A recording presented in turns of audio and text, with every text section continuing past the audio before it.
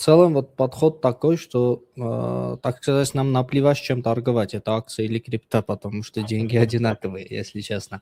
Но с акциями есть определенная разница. То есть конкретно для скальперов в том плане, что мы торгуем конкретно стакан и пытаемся внутри стакана выявить, за счет чего происходит ценообразование. А вот акции из-за того, что у нас нет доступа даже просто глазами посмотреть на базовый актив, довольно сложнее но и вторая сложность в том, что акции вот начинают активно двигаться, когда американский рынок открывается и закрывается, вот активность падает, по сути. Здесь есть и плюс, потому что вот до открытия американского рынка акция есть, там, не знаю, новость вышла, можно закупиться заранее, хотя этот плюс не только я понимаю, все это понимают.